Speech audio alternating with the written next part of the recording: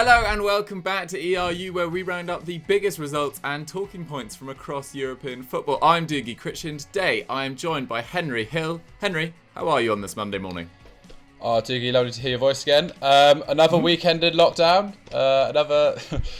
When I was younger, I think my parents used to be like, "Oh, go for a walk, just go for a walk," and I used to kick up a giant storm. Now it's the only thing to do, isn't it? It's just no, you can't wait. Oh, it's I feel like I'm stuck in some kind of old classic TV show. Just go for long walks just to pass the time. But yeah, how are you? How was your weekend? Yeah, it was good, thank you. It was good. As I was saying, just before we started filming, it was my housemate's birthday, so we tried to have a few celebrations inside, obviously, and I got far too drunk on this drink called Cafe Patron. Have you had Patron? Ooh, I have. That's very It's interesting. like absolute rocket fuel. I love it. It's coffee and tequila. It's very good, but I wasn't feeling my best yesterday, but I think I'm back on it now. I had a good 10-hour sleep. But anyway, let's get back to the football, because we're kicking off with our winner, which is Jadon Sancho, at the suggestion of Lil Bebe161. Why is that, Henry? Yes, it looks like Jadon Sancho is back to his best. I mean, fingers crossed anyway on that. After a goal and assist against Leipzig this weekend in a really impressive win for Dortmund. And that backs up his goal and assist against Wolfsburg recently as well. So it looks like Jadon Sancho has found that kind of scoring and incredible touch again.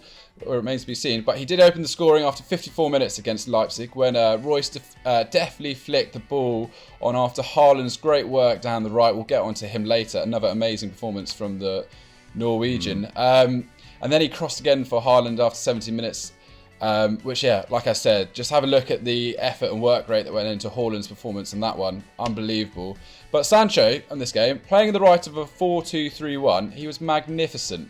4 tackles and interceptions, 2 dribbles, 7 key passes, 2 shots, I should say, 1 goal and an assist. And on this form, it's no surprise that, obviously, it's the transfer season. Whose name is going to be involved? Jadon Sancho. Apparently, The Guardian claimed that Chelsea are considering a move for him this summer, and that PSV's Daniel Marlin is lined up as a potential replacement, which, I mean, considering his form again this weekend, that would be an unbelievable steal. But Dortmund look like they're discovering that kind of potent consistency which made them so effective. This is their 3rd win in 4 games under Edin Terzic. And, it was only Leipzig's 2nd defeat of the season. And considering that Bayern Munich inexplicably lost from 2-0 up against Borussia Gladbach, I'm sure we'll get onto that as well. It means they're now only 5 points off the champions. So an impressive little turnaround of form for Dortmund. I mean, it was like a really deserved victory too. They had 15 shots with 5 on target to Leipzig's 12, and who managed 4 on target. But they created by far the better chances throughout that game. XG had it 2.6 to 1.6 in Borussia Dortmund's favour. And I think Lucien Favre must be watching on, sort of thinking, what?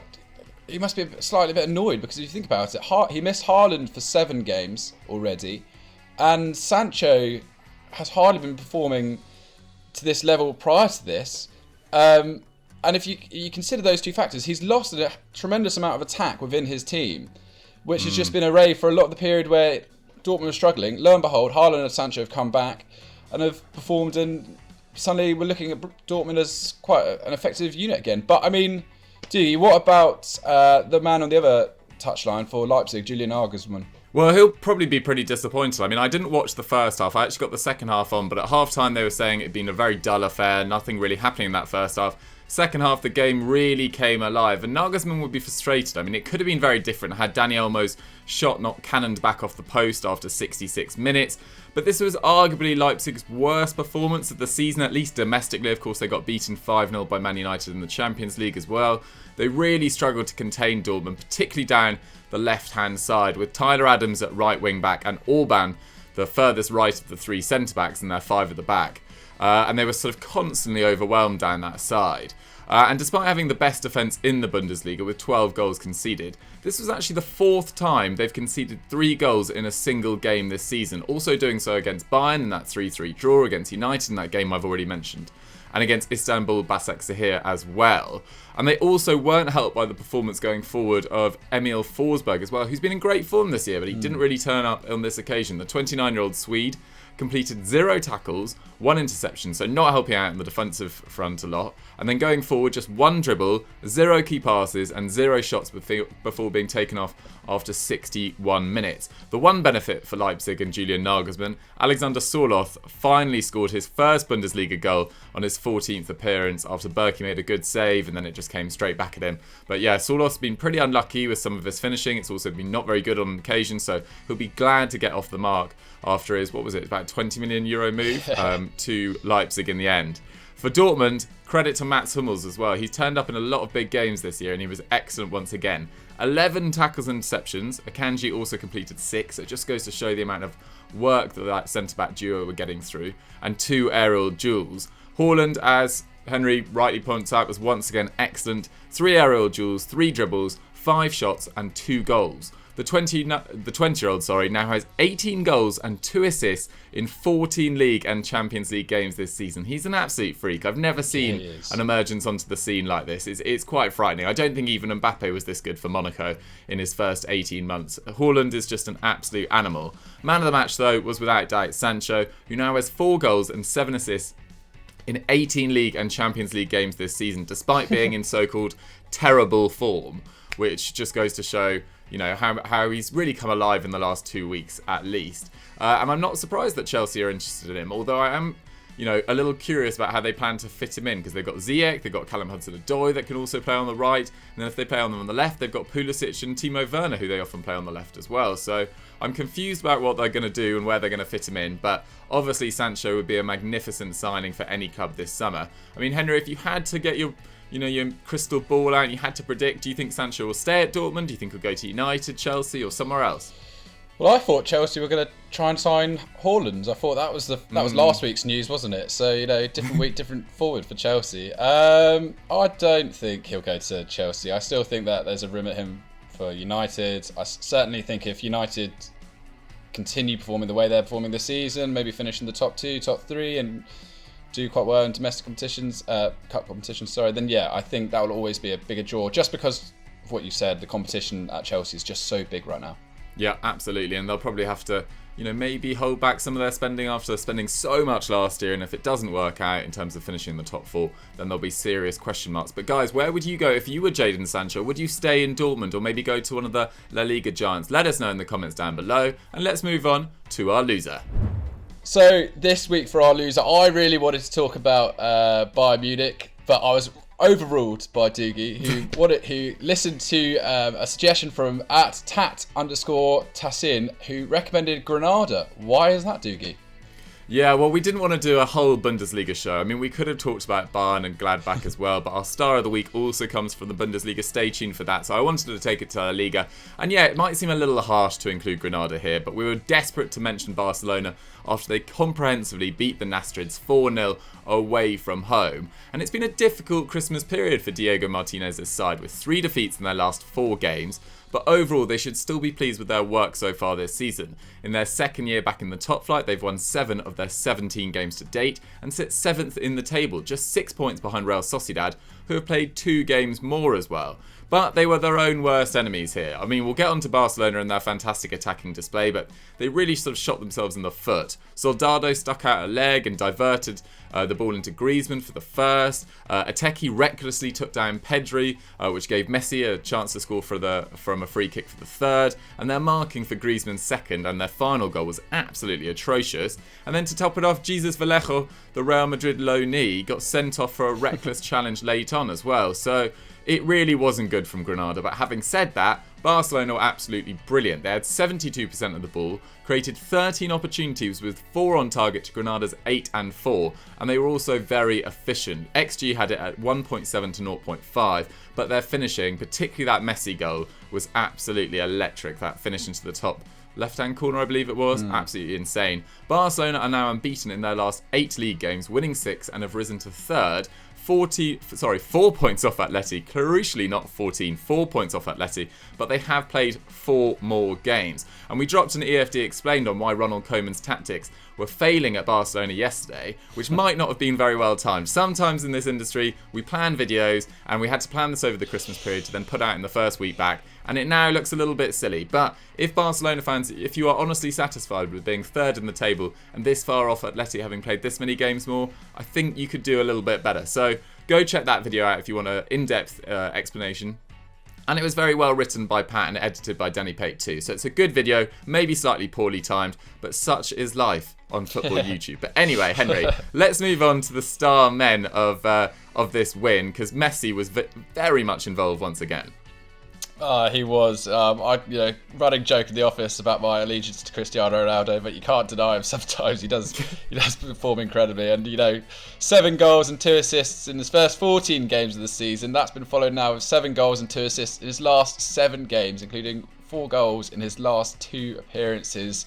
So yeah, it looks like he's much happier and sort of enjoying his football again. He was simply magnificent, let's face it. Scoring twice, as you said, some incredible finishes, and only from 0.28 expected goals, which really just shows you the quality of those finishes in there. But, big but here, he was ably assisted by Antoine Griezmann. 1 tackle, 1 aerial duel, 1 key pass, 4 shots and 2 goals. And of course an assist for the 29-year-old Frenchman, who I've always thought he was slightly unfairly treated. I thought it was always going to be a difficult scenario. I never got quite sure how he was going to fully win over the Barcelona faithful, but I think he's shown that kind of consistency to his form, which I guess we've all been looking for. He's now got 7 goals and 4 assists in 22 League and Champions League games this season. That's a goal contribution every 131 minutes, which isn't in La Liga anyway, which isn't actually that terrible considering everything that's gone on at Barcelona since he's been there. And yeah, it's really nice to see that partnership with Messi forming, and as long as those two are performing consistently, there's no reason to suggest Barcelona can't sort of come on really strongly in the second half of the season, as we'll talk about in a minute. But also we should mention another man who's maybe not quite performed to the levels expected of his move since joining Barcelona is Frenkie de Jong. He was excellent in this game as well. 1 tackle, 3 dribbles, 2 key passes and a shot in 65 minutes on the pitch. Really exciting player. I still think he's got an amazing future, certainly, at Barcelona. And what this has done to the table is quite interesting. They're now just 3 points behind Real Madrid and have taken 17 from their last 8 games.